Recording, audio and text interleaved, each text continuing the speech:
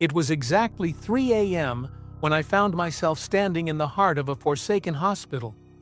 The city around me was silent, as though the world itself had fallen into a deep slumber. But this place, this hospital, was alive in its own way. An unnatural stillness filled the air, thick and heavy with the weight of time. But it was more than just silence. There was an eerie energy here, an unshakable presence, as if something had been waiting for me, watching me. The hairs on the back of my neck stood on end as I slowly approached the darkened doorway of the morgue. My flashlight flickered, casting long, twisted shadows on the decaying walls, and for a moment I thought I saw something move just out of the corner of my eye. A figure? Or was it just my mind playing tricks on me in the oppressive dark? I stood frozen for what felt like an eternity. A cold sweat began to form on my brow, and a chill ran down my spine. Something was wrong. I could feel it. Every instinct in my body screamed that I wasn't alone, that I was being watched. But by whom? Or by what? The hospital, once a place of healing, now lay in ruins. Its walls were sagging, crumbling under the weight of abandonment. The windows, which had once provided light and life, were now shattered, their jagged edges catching the dim glow of my flashlight. The metal doors, once a barrier against the outside world, now hung precariously from their rusted hinges, swaying gently in the wind. Nature had begun to reclaim this forsaken place. Vines and moss crept up the walls like a creeping disease, their roots threatening to consume everything in their path. The smell hit me first, damp, musty, the stench of decay, of rot, of time forgotten. It was almost suffocating, as if the hospital itself was exhaling its last breath. I couldn't help but breathe it in, though. I had to. It was part of the experience, the price you pay when you venture into places like this. With a hesitant breath, I pushed the heavy door open. It creaked, the sound breaking the stillness like a scream in the night. The air inside was colder, almost impossibly so, and it clung to my skin like an invisible force, drawing me deeper into the heart of the hospital. I've explored countless abandoned places before. Abandoned factories, schools, even mansions. But this hospital, this one felt different. There was something about it that didn't sit right with me. The darkness here wasn't just the absence of light, it was alive. It wrapped around me like a living, breathing entity, pressing in on my chest, urging me to turn back, to run. But there was something in me that refused. I couldn't leave. Not now, not after coming so far. The hospital had been shut down in the 1980s after a string of mysterious deaths. Local legends claimed that patients who had been admitted here started to disappear, vanishing without a trace. Some spoke of shadowy figures lurking in the corners of their rooms. Others whispered about voices, soft, chilling whispers that seemed to echo from the walls themselves. The doctors and staff had always dismissed it as the delirium of the ill, but the patients knew better. They knew something dark lingered in these halls, something that wasn't bound by the laws of the living. The local townspeople kept their distance from this place. They spoke in hushed tones about the hospital, of the terrible things that had been done here. Some believed that the doctors had been conducting illegal, inhumane experiments on the patients, while others claimed that darker forces had taken root in the building, feeding on the fear and suffering that had permeated its walls. But the one thing everyone agreed on was this: the spirits of the patients, those who had never made it out, still haunted the building, trapped in a cycle of torment, their souls unable to rest. As I ventured deeper into the hospital, I came across rooms that were little more than hollow shells of what they once were. Medical equipment lay abandoned, gathering dust in corners. Chairs sat motionless, as though waiting for someone to sit in them once again.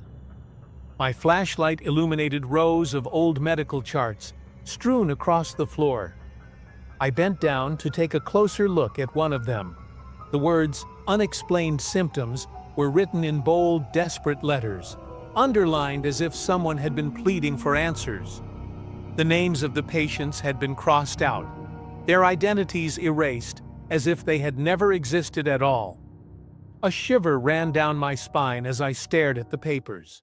What had happened here? What terrible secrets did these walls hold? I wasn't sure I wanted to know. Just then, a sound broke the silence.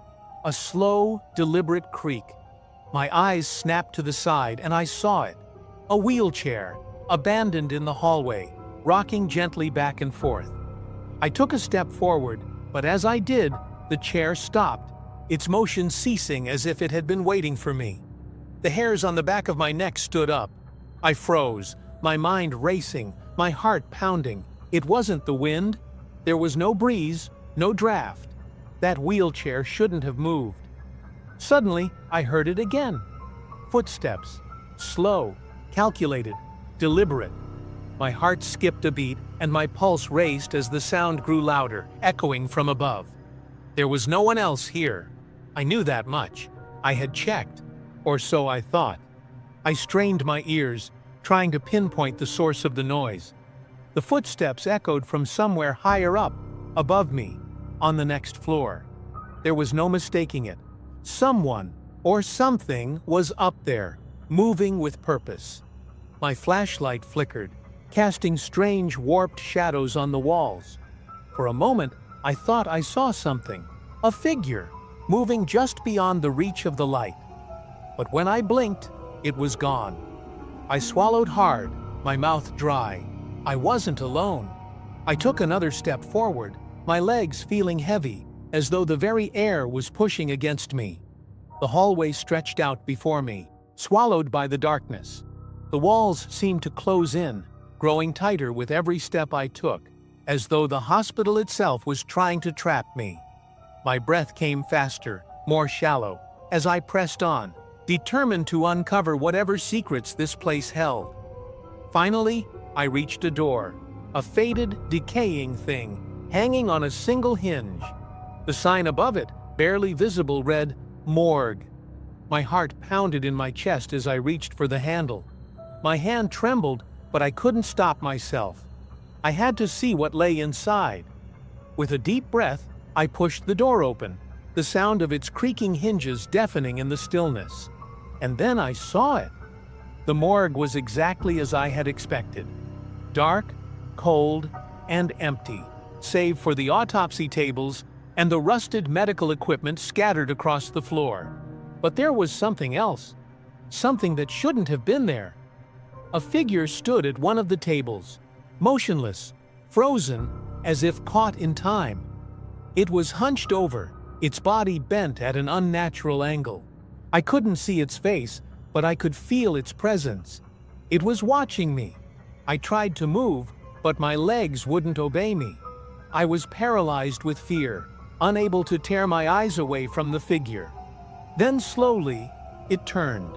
Its eyes, hollow, black pits, locked onto mine. My heart stopped. The air around me seemed to thicken, and the temperature in the room dropped to an unbearable cold. Its face twisted in agony, a grotesque mask of pain that no living being could ever wear. I felt a surge of terror unlike anything I had ever experienced. Before I could react, the door slammed shut behind me with a deafening crash. I spun around, but it was too late. The whispers started, soft at first, a low hum that echoed through the room. They grew louder, growing in number, until they filled the air, wrapping around me like a suffocating fog. Thousands of voices, all speaking at once, their words unintelligible but full of sorrow, fear, and rage. I tried to scream, but no sound came out. I couldn't move. The whispers grew louder, pressing in on me, tightening around my chest, filling my mind with a deep, suffocating dread. It felt like I was being pulled into the darkness, like I was being consumed by the very walls of the hospital. And then, just as suddenly as it had begun, the whispers stopped. Silence fell. A deep, bone-chilling silence. The figure remained, its hollow eyes locked on mine, unmoving, unblinking. I knew I had to get out. I didn't know how, but somehow I managed to break free from the paralysis that had gripped me. I stumbled back toward the door, my legs weak, my heart still racing. When I finally made it outside, the night air hit me like a slap to the face. It was colder than ever, and yet it was nothing compared to the icy grip of fear that had settled deep within me. The whispers still echoed in my mind, and the image of those hollow eyes haunted me. Was it the restless spirit of a patient who had died here? Or was it something darker, something far older and more sinister? I'll never know for sure. But one thing is certain, I'll never set foot in that hospital again. What do you think I saw in the morgue? Was it a ghost, a shadow, or something much worse? Let me know your theories in the comments below. If you want me to explore more haunted places like this, make sure to like and subscribe. You won't want to miss what's coming next.